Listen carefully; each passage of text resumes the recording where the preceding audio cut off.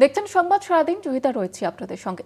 হরিয়ানায় পরপর police officer আত্মহত্যার জট আরও জটিল। সদ্য আত্মঘাতী এএসআই সন্দীপ কুমারের মৃতদেহ নিয়ে জটিলতা। মৃতদেহ প্রশাসনকে না দিয়ে গ্রামে নিয়ে গেল পরিবার। দুর্নীতিগ্রস্ত ছিলেন আগে আত্মঘাতী আইপিএস অফিসার পূরণ কুমারের দুর্নীতিতেই সন্দীপের আত্মহত্যার কারণ। চাঞ্চল্যকর দাবি সন্দীপের পরিবারের। পূরণের আইএএস স্ত্রী অমৃত গ্রেপ্তার না হলে হবে না সন্দীপের শেষ কাজ, এমনটাই পরিবারের তরফ থেকে দাবি করা হয়েছে।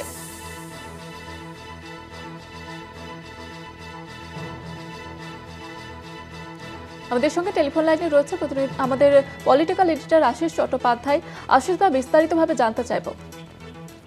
দেখো, হরিয়ানায় যে ঘটনাগুলো পরপর ঘটছে এবং যে ঘটনার সব থেকে সামনে এসে গেছে দুজন পুলিশ অফিসারের আত্মহত্যা, সেটার যে মূল কারণ কোথায় নিহিত রয়েছে তা নিয়ে বিরাট ধোঁয়াশা তৈরি হয়েছে। ঘটনাক্রম যেভাবে ঘটেছে সেটা যদি একটু স্মরণ করা যায়, যে আজ থেকে কদিন আগে আইপিএস অফিসার পূরণ কুমার তিনি আত্মহত্যা করেন।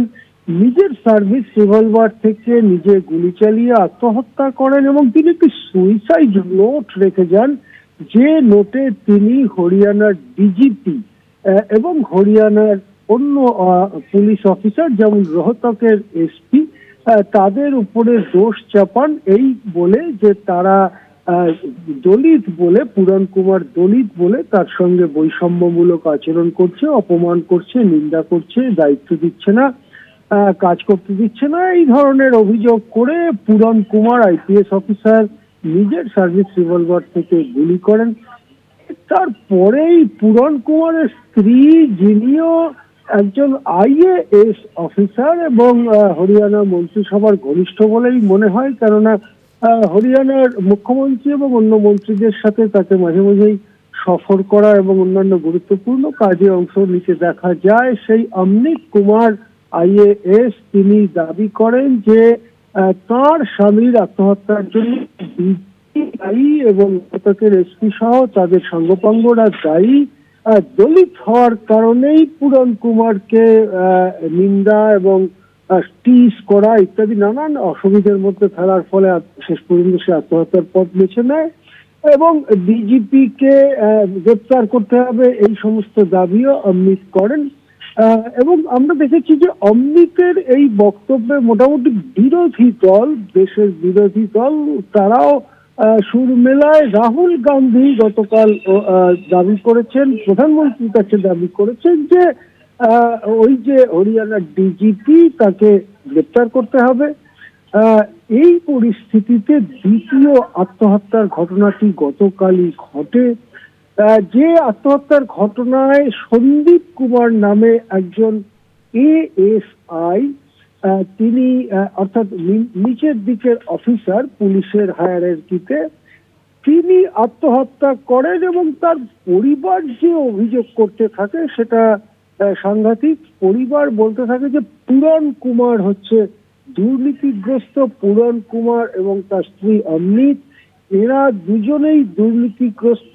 তাদের দুর্নীতি ধরে ফেলেছিলেন বলে এএসআই সন্দীপ কুমারের জীবনের অবস্থা অত্যন্ত খারাপ হয়ে যায় এবং তিনি সেই লড়াই লড়তে লড়তে শেষ পর্যন্ত নিজের উপর আস্থা হারিয়ে সাংঘাতিক হতাশার মধ্যে ভুগতে ভুগতে তিনি আত্মঘাতী হয়েছেন।